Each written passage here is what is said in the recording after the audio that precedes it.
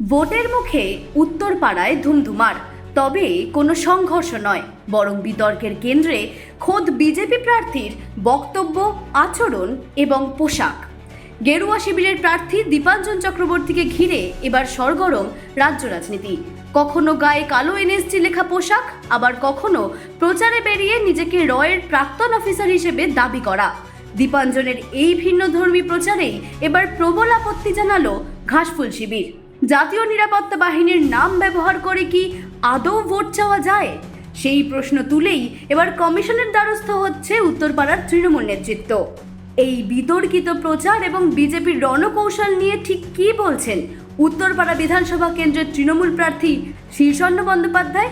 চলুন শুনে নেওয়া যাক তার মুখ থেকেই। উত্তরপাড়া কেন্দ্রে আপনার প্রতিপক্ষ দীপাঞ্জন চক্রবর্তী, তিনি এনএসজির প্রাক্তন কমান্ডো।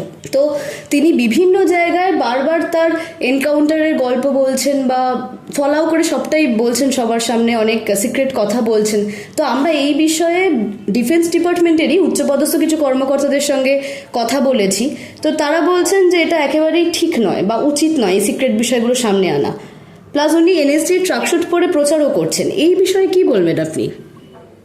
দেখুন, অফিসিয়াল সিক্রেটস অ্যাক্ট বলে আমাদের তো একটা অ্যাক্ট আছে। ওই অ্যাক্টের আন্ডারে যা যা মানে ইন্ডিয়ার ইন্টিগ্রিটি, সভরেন্টি প্রোটেক্ট করার জন্য যা যা স্টেপ নেওয়া হচ্ছে, মানে সেন্ট্রাল গভর্নমেন্ট যা যা স্টেপ নিচ্ছে, সেগুলো কেউ বাইরে ডিসক্লোজ করতে পারে না। উনি যেগুলো ডিসক্লোজ করছেন, যদি ধরে নি সত্য, সেটা বেআইনি ভাবে করছেন। এবারে আমি এই জন্য বলছি এটা যদি ধরে নি সত্য, কারণ উনি যেগুলো বলছেন বেশিরভাগটাই অসত্য। একবার উনি বলছেন এনএসজি কমান্ডো, কখন উনি বলছেন রয়ের এজেন্ট। ঠিক আছে, এগুলো সব পলিটিক্যাল গিমিক। আর দেখুন, পালং শাকের ওপর তো ভেজ লেখা থাকে না, আর মুরগির মাংসের ওপর নন ভেজ লেখা থাকে না। সেজন্য ওনাকে এনএসজি কমান্ডো উনি আসলে কিনা সেটা প্রমাণ করার জন্য ওনাকে ট্র্যাকস্যুট পরে আর এই পরে ঘুরতে হচ্ছে। এগুলো ব্যবহার করা যায় না ইলেকশনে, এবং আমরা এটার জন্য কড়া পদক্ষেপ দাবি করবো ইলেকশন কমিশন অফ ইন্ডিয়ার কাছে।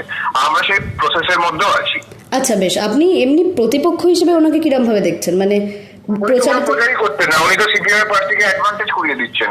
না ওনার এখানে কোনো দেওয়াল লিখন আছে, না কোনো পোস্টার আছে, না উনি নিজে কোনো জনসংযোগ করছেন।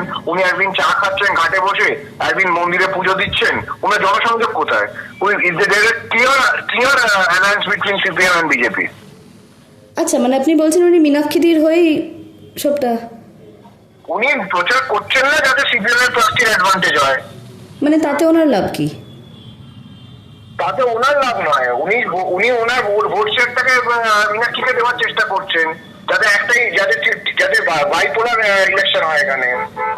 আচ্ছা, আপনি কতটা আশাবাদী আপনার ভোট নিয়ে? মানে 100%। 32,000 ভোট কাটার পরও আমাদের পার্সেন্টেজও বাড়বে, মার্জিনও বাড়বে।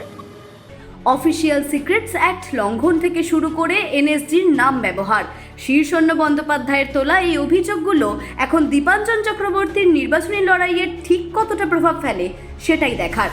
অন্যদিকে বিজেপি প্রার্থীর এই এনকাউন্টার স্পেশালিস্ট ভাবমূর্তি ভোটারদের মনে ঠিক কতটা জায়গা করে নেয়, এবং আইনি জটিলতায় তার প্রতিক্রিয়া বা পদক্ষেপ ঠিক কী হয়, সেটাও বড় প্রশ্ন। দীপাঞ্জন চক্রবর্তীর নিজের এনকাউন্টার করার কথা সব জায়গায় প্রচার করার বিষয়ে এবং তার সমস্ত আচরণ ঠিক কতটা যথাযথ তা জানতে আমরা কথা বলেছি রিটায়ার্ড মেজর জেনারেল অরুণ রয়ের সাথে। তার বক্তব্য আপনারা শুনতে পাবেন হেডলাইন্স কলকাতা চ্যানেলেই। সুতরাং এই বিষয়ে সমস্ত আপডেট পেতে চোখ রাখুন হেডলাইন্স কলকাতায়। অঙ্কিতা পালের report, headlines Kolkata. Ma, there's this new Bengali matrimonial website, BABandhan.in. It's safe, verified, and just for us. Really? देर न करें, आज ही रजिस्टर करें।